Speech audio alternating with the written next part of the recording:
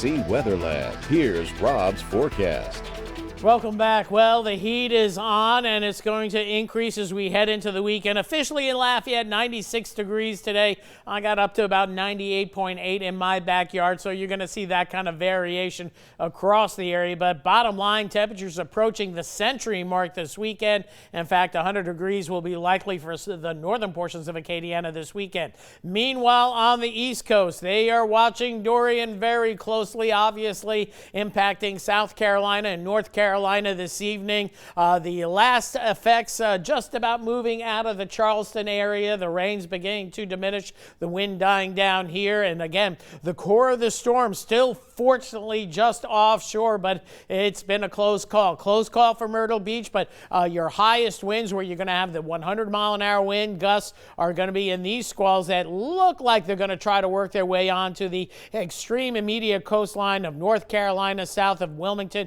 We'll be watching that. And again, watching this loop, you can see it's generally moving to the north-northeast. And if it keeps moving in this direction, at some point it's going to be hitting land as we get into North Carolina, which today, by the way, has been plagued by tropical rain bands just hammering a good part of North Carolina, producing localized flooding. And then you have this storm surge along the entire coast from North Carolina down through South Carolina up to about 5 to 8 feet.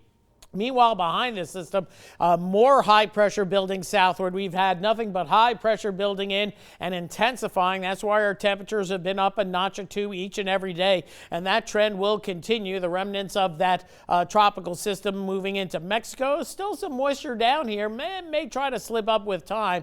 But overall, we don't expect much of anything in the way of moisture that's going to generate showers until about the middle part of next week. Meanwhile, Dorian, as we look at the satellite imagery, late this afternoon, early this evening, still has a well-defined eye, but not nearly as circular. So again, we're interacting with land too, and the friction of land kind of slowing the storm down here on the left hand, on the western flank. And you can see the last couple of images, the storm almost looks like it's moving more east than northeast, but maybe resuming that north-northeasterly course at this point. Here's the latest conditions as of 6 o'clock this evening. 105-mile-an-hour winds moving to the north-northeast at 10. Finally moving along, and that's a good news, but unfortunately still bad news for the rest of South and North Carolina, especially North Carolina overnight tonight through tomorrow morning, and then the system finally exiting out to sea, but could impact the Canadian Maritimes. And because the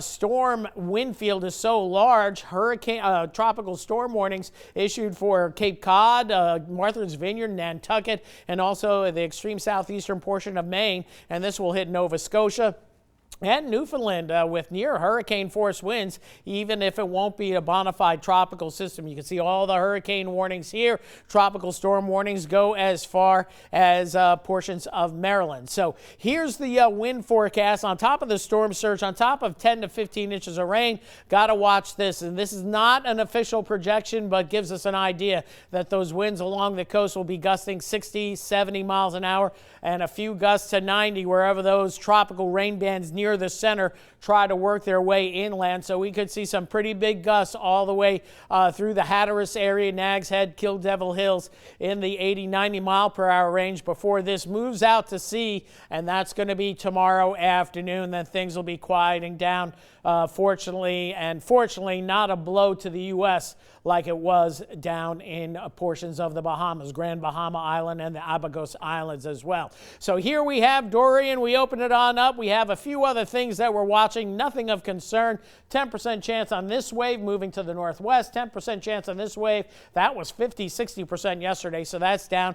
Gabrielle, a tropical storm moving out to sea. Might become a hurricane out here, but it's way in the North Atlantic. But this tropical wave that's come off the African coast has a fairly good chance of development down the line and has a fairly good chance to cross the Atlantic basin over the next 10 to 14 days. So something that we'll keep an eye on, but we're not overly concerned with anything threatening the Gulf, at least in the near term. Mid-70s tonight, lower 70s to the north tomorrow. I think the number's a little underdone. We'll be in the mid to upper 90s tomorrow. That heat index up there as well. Not quite as comfortable tomorrow night, a little bit bit warmer. The humidity coming up just a bit. That means the heat index on the increase and will be a little bit hotter as we head into Saturday. I'm going 98 to 99 degrees tomorrow. For tomorrow, 97, 98. And for Saturday and Sunday, 98 to 99. And again, that heat index super high from noon till the late afternoon, early evening. And that's in spite of our dew points being lower. It's just plain old hot with just a little humidity.